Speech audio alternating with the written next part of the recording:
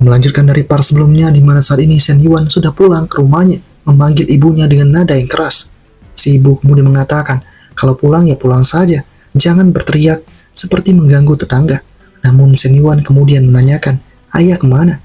Cepat panggil dia, aku punya hal penting yang harus disampaikan. Kini ayah pun bertemu dengan Shen Yuan dan mengatakan, hal penting apa yang harus menungguku? Jangan-jangan kau bikin masalah lagi. Shen Yuan kemudian mengatakan, apa yang ayah pikirkan ini? Ini merupakan kabar baik. Duduklah terlebih dahulu. Kita kaya. Aku menang 6 juta yuan. Dengan mengetahui hal ini, si ibu kemudian berkata, nak, apakah kau terlalu stres karena sekolah akhir-akhir ini? Si ayah juga mengatakan, fokus saja pada sekolahmu. Aku yang akan mengurus utang keluarga. Jangan terlalu khawatir dan jangan melamun sepanjang hari. Meski dengan ketidakpercayaan seperti itu, Shen Yuan tetap mencoba meyakinkan ayah dan ibunya. Shen Yuan langsung menunjukkan buktinya kepada sang ayah, sehingga si ayah tampak benar-benar kaget. Mereka benar-benar menang. Mereka mendapatkan jackpot yang sangat banyak sekali, 6,8 juta yuan.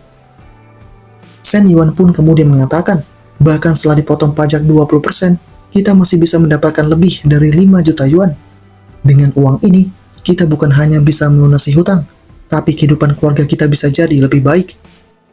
Si ibu pun sangat senang mendengarnya. Dia berkata, nak, ini harus dicatat sebagai sejarah keluarga kita.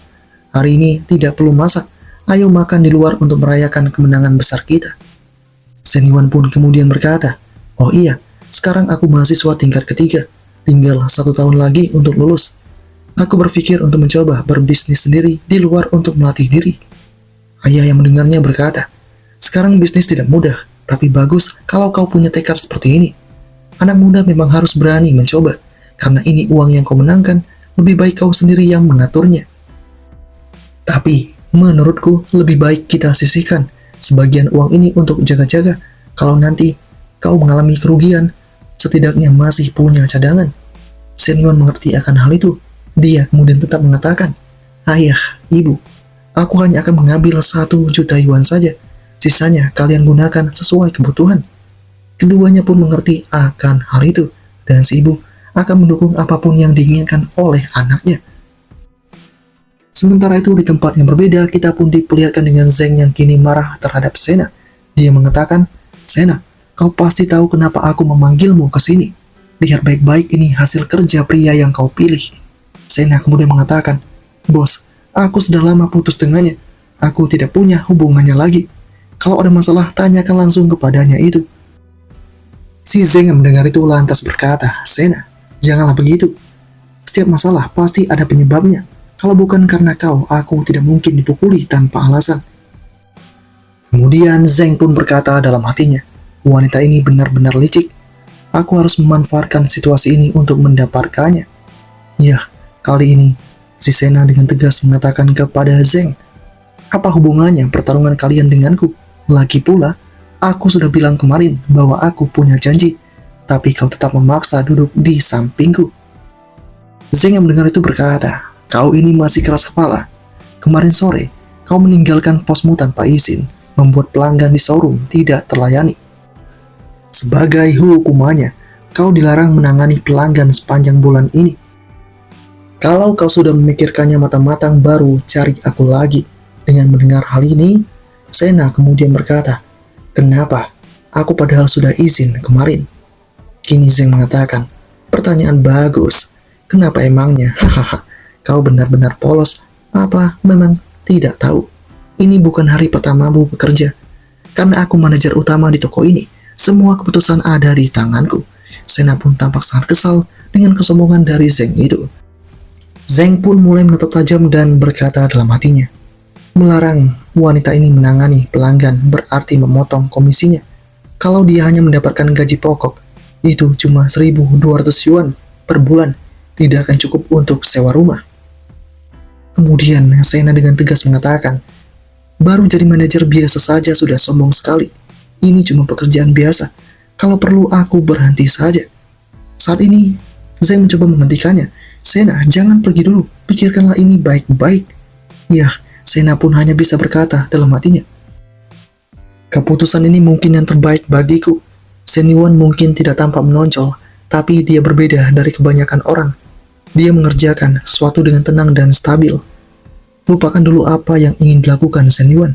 Sekedar bekerja untuknya saja sudah merupakan jalan keluar yang bagus. Sena benar-benar pergi meninggalkan tempat itu. Dia benar-benar akan berhenti. 30 menit kemudian, Sena memberikan pesan kepada Shen Yuan. Aku sudah siap mengundurkan diri. Apakah yang kau katakan kemarin masih berlaku? Shen Yuan yang mendengar itu langsung berkata, "Ya, selamat. Kau telah keluar dari penderitaan dan memilih jalan yang lebih baik. Kalau kau ada waktu, lihat beberapa lokasi toko. Kalau ada yang cocok, kita ambil saja." Shen Yuan pun kini berkata dalam hatinya, "Bagus. Sepertinya tugas investasi yang tersisa sebesar 300.000 yuan tidak perlu mencari proyek lain." Kemudian, Shen Yuan datang menemui Bu Li yang membutuhkan bantuan. Li Xiao di sana mengatakan, "Shen Yuan, maaf telah merepotkanmu. Aku harus memindahkan kantor, tapi barangnya terlalu banyak untuk kupindahkan sendiri. Aku tadinya ingin meminta bantuan ketua kelas, tapi dia sedang cuti." Shen Yuan yang mengetahui itu berkata, "Tidak masalah, aku tidak ada kelas pagi ini. Aku juga tidak ada kegiatan di rumah. Ini semua, apakah harus dipindahkan?" Bu Li pun membenarkan hal itu. "Yah, kalau hanya buku dan dokumen, aku bisa mengurusnya sendiri. Tapi meja dan lemari arsip ini terlalu berat." Kali ini, Li Xiao mencoba menjangkau, mengambil buku-buku di atas lemari arsip. Kalau tidak, nanti bisa jatuh saat dipindahkan. Namun, karena ketidaksampaiannya, sosok dari si Shen Yuan yang akan membantu mengambilnya, Shen Yuan semakin berdekatan dengan tubuh dari Li Xiao itu. Mereka benar-benar bersentuhan di sana, sehingga hal ini tampak membuat Li Xiao merasa salting.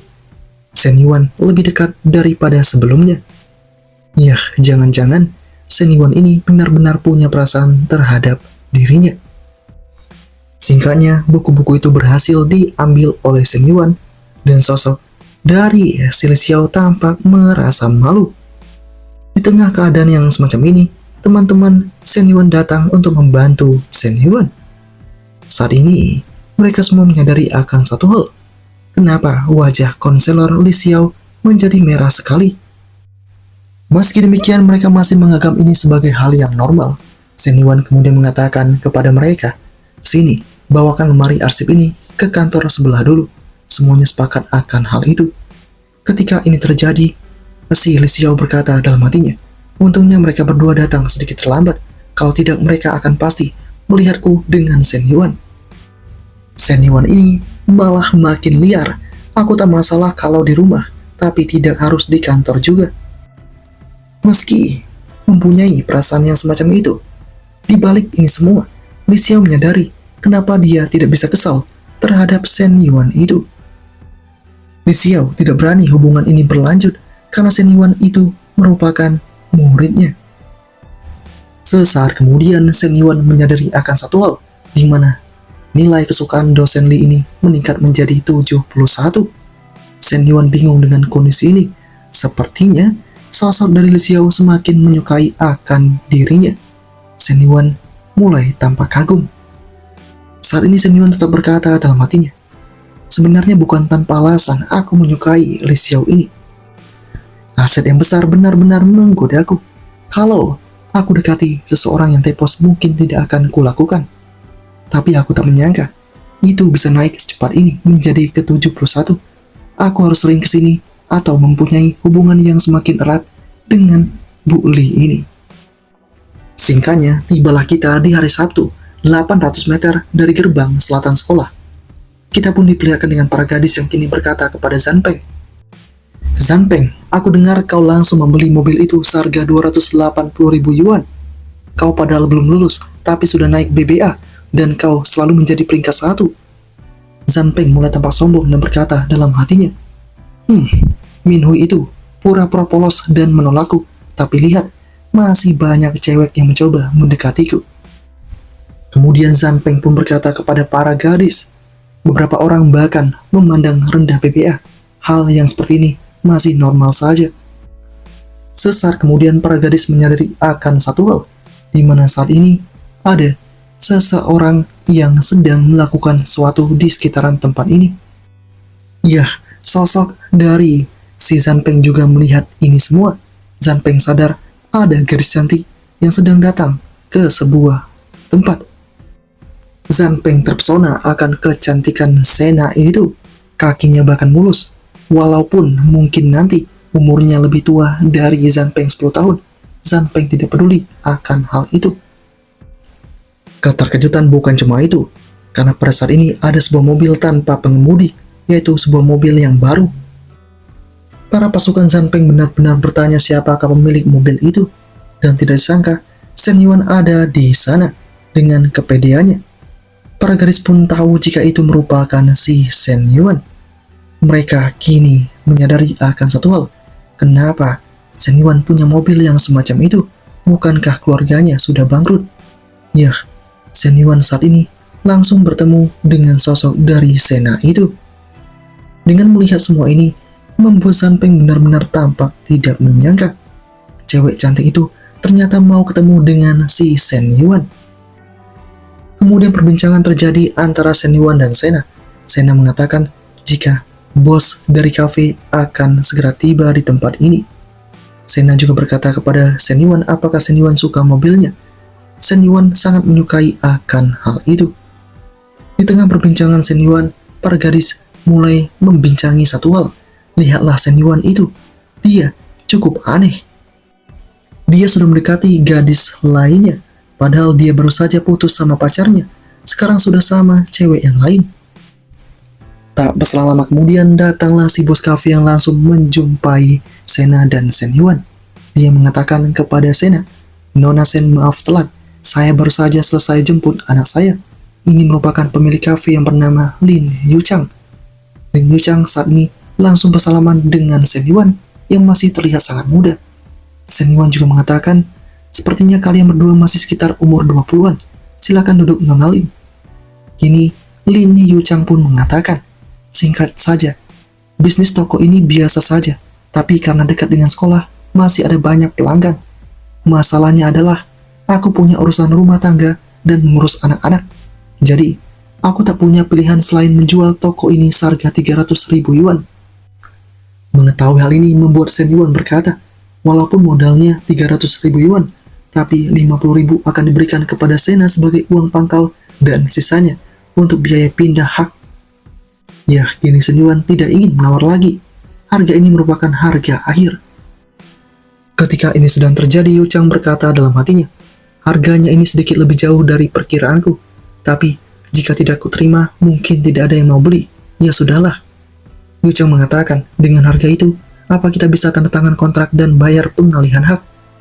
Shen Yuan sepakat akan hal itu, dan dana akan segera ditransfer. Dengan segala kondisi ini, Yu Chang mengatakan kepada pegawainya, "Xiao Qiu, Tuan Shen sekarang bos barumu. Kau bisa mengajaknya untuk membiasakan diri dengan situasi nanti." Yah, si pegawai menyapa bos barunya itu. Kini Shen Yuan mulai berkata kepada semuanya, "Bawa saja Nona Sena untuk melihat-lihat toko ini. Aku akan sangat jarang datang ke toko, dan Sena lah yang akan bertanggung jawab atas semua hal yang di toko ini mulai dari sekarang." Dan dengan aksi yang dilakukan oleh si Shen Yuan, membuat para gadis kembali berkata, "Kau mendengarkan itu atau tidak? Baru saja beberapa menit, sudah ada transaksi 250.000 yuan. Belum lagi, Shen Yuan telah berhasil membelikan toko ini untuk gadis di sampingnya." Yah, kali ini, si Li Zanpeng benar-benar sudah kehilangan malunya. Benar-benar telah dikalahkan telak di tempat ini. Tak berselang lama kemudian, Sena melihat adanya telepon yang masuk, yang tak diduga itu kepunyaan dari Yu Chang. Yu Chang bergegas untuk mengangkat itu.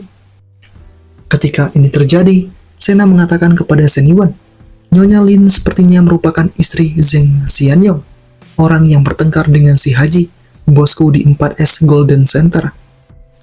Dengan mengetahui hal ini, membuat Shen Yuan tampak terkejut. Ini seakan-akan seperti kebetulan. Shen Yuan kini hanya berkata dalam hatinya, padahal istri di rumah sudah cantik, tapi dia masih mau main selingkuh sama pegawainya. Ini kejam sekali. Shen Yuan akan menjadi yang pertama untuk menghadapi ini. Kemudian Sena berkata kepada Shen Yuan, "Aku masih punya rekaman pelecehan dan ancaman dari Zheng Xianyong kepadaku. Aku mau kompensasi dan biar orang-orang di industri mobil tahu kelakuannya. Apa sebaiknya aku beritahu Nyonya Lin? Shen Yuan yang mendengar itu berkata, aku rasa itu tidak terlalu baik. Sena pun kemudian meminta alasannya sehingga Shen Yuan langsung berkata, setelah chat itu nanti viral, dia pasti sadar siapa yang unggah. Dan nanti, seorang pria berusia 40 tahun kehilangan pekerjaannya, tapi dia masih punya istri dan anak-anak yang harus dinafkahi. Aku khawatir, Zhang nanti mungkin melakukan sesuatu yang berbahaya kepadamu. Kalau begitu, biar aku saja yang tangani ini. Aku jamin kau tidak akan terlibat. Sena pun mengerti dan memahami akan kebaikan Shen Yuan itu. Dan apakah yang akan terjadi selanjutnya, part keempat berakhir sampai di sini.